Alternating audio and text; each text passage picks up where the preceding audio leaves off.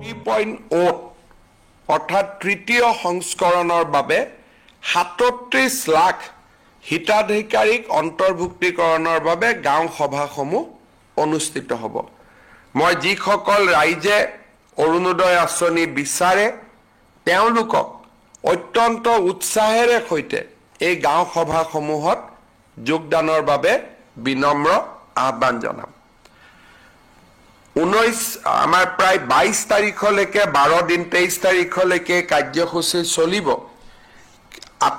আৰু ইয়াৰ পিছত আমি অৰুণোদয় সপ্তাহ 15 পৰা 28 তাৰিখলৈকে আমি চলাই যাম বা গাঁও সভা চলাই যাম যাতে আমি হিতাধিকাৰীসকলৰ নিৰ্বাচনৰ প্ৰক্ৰিয়া এখোজ আগুৱাই লৈ যাব পাৰোঁ। অৱশ্যে ষষ্ঠ অনুসূচীৰ যিবিলাক জিলা আছে তাত অৰুণোদয় হিতাধিকাৰী নিৰ্বাচনৰ কাম আমি জানুৱাৰী মাহত কৰিম। নমস্কাৰ, পুনৰবাৰ সকলোকে ডিজি ইনফো আছাম চেনেললৈ স্বাগতম জনালোঁ। ইতিমধ্যে মুখ্যমন্ত্ৰীয়ে ঘোষণা কৰিলে যিটো অৰুণোদয় 3.0 আছে, এই অৰুণোদয় 3. এতিয়া আপোনালোকে ৰেজিষ্ট্ৰেশ্যন কৰিব পাৰিব। হাতত মাত্ৰ আপোনালোকৰ 13 দিন আছে। চ' আজি আপোনালোকক এই ভিডিঅ'ৰ জৰিয়তে কেইটামান ইম্পৰ্টেণ্ট বিষয় আপোনালোকক জনাম যিটো অৰুণোদয় 3.0 আছে, বা আপোনালোকে নতুনকৈ যদি ৰেচন কাৰ্ডৰ কাৰণে আবেদন কৰিছিলে তেতিয়াহ'লে সেইটো লিষ্ট ইতিমধ্যে প্ৰকাশ পাইছে, আপোনালোকে গম পায়। আৰু তাত আপোনালোকে কেনেদৰে চাব লাগে সকলো ডিটেইলছ মই আগৰ ভিডিঅ'ত কৈছোঁ। যদিও মই পুনৰবাৰ আপোনালোকে কৈ আছোঁ, যদি আপোনালোকে নতুনকৈ আবেদন কৰিছিলে তেতিয়াহ'লে আপোনালোকে প্লে ষ্ট'ৰৰ পৰা মেৰা ৰেচন এপছ আপোনালোকে ডাউনলোড কৰি সেইটো এতিয়া আপোনালোকে চাব পাৰে যে আপোনালোকৰ ৰেচন কাৰ্ডত নাম আহিছেনে নাই বা কেইজন মেম্বাৰ আছে। এতিয়া ইয়াত ইম্পৰ্টেণ্ট কথা হৈছে কি, যদি আপোনালোকৰ ৰেচন কাৰ্ডৰ কাৰণে আবেদন কৰিছিলে, যদি আপোনালোকৰ নাম আহি গৈছে, তাত যদি মেম্বাৰ 4জনতকৈ কম আছে, যদি 3জন আছে, তেতিয়াহ'লে আপোনালোকে এজন মেম্বাৰ এড কৰিব লাগিব। এতিয়া ইম্পৰ্টেণ্ট বিষয় সেইটোৱে হৈছে যে আপোনালোকে সেই মেম্বাৰ ক'ত এড কৰিব বা কেনেদৰে এড কৰিব। এতিয়া চাওক, আপোনালোকে যেতিয়া ৰেচন কাৰ্ডৰ কাৰণে আবেদন কৰিলে আপোনালোকে য'ত ফৰ্ম জমা দিছিলে তেওঁলোকে সেই কামবিলাক কৰি আছে। যদি আপোনালোকৰ 4জনতকৈ মেম্বাৰ কম আছে, 2জন আছে, তেতিয়াহ'লে আপোনালোকে আৰু 2জন এড কৰিব পাৰে, 3জন থাকিলে আৰু এজন এড কৰিব পাৰে। সেই তেওঁলোকে এতিয়া বৰ্তমান আকৌ সেই মানুহখিনিৰ কাৰণে আকৌ তেওঁলোকে আধাৰ কাৰ্ড জমা লৈ আছে। আধাৰ কাৰ্ড লৈ আপোনালোকে সেই মেম্বাৰখিনি আকৌ নতুনকৈ তেওঁলোকে এড কৰি আছে। গতিকে আপোনালোকে যদি নতুনকৈ আবেদন কৰিছিলে, প্ৰথমতে আপোনালোকে তেওঁলোকৰ লগত এতিয়াই যোগাযোগ কৰক, কাৰণ হাতত বেছি দিন নাই, এদিন বা 2 দিনৰ ভিতৰতে এই কামখিনি কমপ্লিট হৈ যাব। মুখ্যমন্ত্ৰী ইতিমধ্যে ঘোষণা কৰিছে যে যি 15 লাখ নতুনকৈ ৰেচন কাৰ্ড প্ৰদান কৰিব, আপোনালোকে এই 15 তাৰিখৰ ভিতৰত হয়তো 15 তাৰিখৰ পিছত হয়তো আপোনালোকে এইখিনি ৰেচন কাৰ্ড লাভ কৰিব।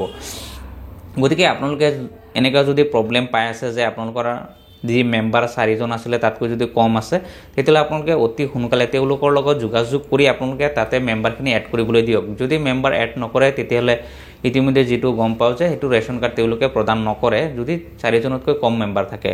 গতিকে আপোনালোকে এই প্ৰব্লেমখিনি আপোনালোকে নিজে নিজে অতি সোনকালে ছল্ভ কৰক। এইটো ছল্ভ কৰিবলৈ হ'লে আপোনালোকে যদি পঞ্চায়তত জমা দিছিলে তেতিয়াহ'লে পঞ্চায়তত তেওঁলোকৰ লগত যোগাযোগ কৰক, বা মই আগতে যে উল্লেখ কৰিছিলোঁ যিটো কমিটি এটা আছিলে যিটো ব্লক লেভেলত, সেই কমিটিৰ হাতত যদি কাৰোবাৰ হাতত জমা দিছিলে তেওঁলোকৰ লগতে যোগাযোগ কৰক। যোগাযোগ কৰি আপোনালোকৰ বাকী মেম্বাৰ যদি বাকী আছে তেতিয়াহ'লে সেইখিনি আপোনালোকে এড কৰিবলৈ চেষ্টা কৰক, তেতিয়াহ'লে আপোনালোকে ৰেচন কাৰ্ড লাভ কৰিব। তাৰপিছত চাওক, যিটো অৰুণোদয় হ'ল, এতিয়া অৰুণোদয় 3.0 লগত ৰেচন কাৰ্ড এটাই সম্পৰ্ক, কাৰণ ৰেচন কাৰ্ড থাকিলেহে আপোনালোকে অৰুণোদয় লাভ কৰিব, তেতিয়া আপোনালোকে অৰুণোদয়ৰ কাৰণে আবেদন কৰিব পাৰিব। ইতিমধ্যে মুখ্যমন্ত্ৰীয়ে ঘোষণা কৰিছে যে 15 তাৰিখৰ পৰা 28 তাৰিখৰ ভিতৰত ৰেচন যি অৰুণোদয় আছে এই অৰুণোদয়ৰ কাম কমপ্লিট কৰিব লাগিব। কাৰণ অৰুণোদয় যদি নতুনকৈ ৰেজিষ্ট্ৰেশ্যন হওক বা যি পুৰণাসকল আছে সেইসকলেও যেতিয়া নতুনকৈ তেওঁলোকে জমা দিব লাগিব, ফৰ্ম ফিল আপ কৰিব লাগিব, এই সম্পূৰ্ণখিনি কাম 15 তাৰিখৰ পৰা চাওক 28 তাৰিখৰ ভিতৰত হ'ব। তে এই কামখিনি হ'ব চাওক, পঞ্চায়তত ইতিমধ্যে গাঁও সভা হ'ব, প্ৰত্যেক গাঁও পঞ্চায়ততে সভা হ'ব, আৰু তেওঁলোকে তাত গৈ সভাত তেওঁলোকে যাব লাগিব। যোৱাৰ পিছত তাৰ পৰাহে তেওঁলোকৰ ৰেজিষ্ট্ৰেশ্যনৰ কাম ষ্টাৰ্ট হ'ব।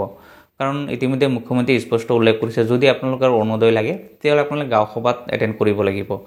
সেইদৰে আপোনালোকৰ প্ৰত্যেক গাঁও পঞ্চায়ততে এইটো তাত গাঁও পঞ্চায়ততো সভা হ'ব। এই সভাত আপোনালোকে গৈ যাব, তাত গৈ যোগাযোগ কৰিব, তেতিয়াহ'লে আপোনালোকে সেই অৰুণোদয় ফৰ্ম দিয়ে বা ৰেজিষ্ট্ৰেশ্যন কেনেকৈ কৰে সেই বিষয়ে আপোনালোকে গম পাব।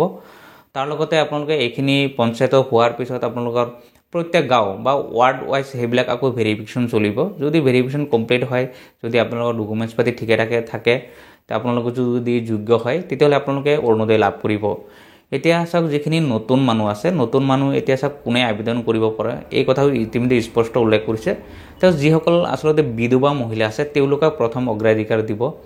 তাৰ লগতে যিবিলাক বিশেষভাৱে সক্ষম থাকে, ডিজিবিলিটি থাকে, তেওঁলোকে পাব।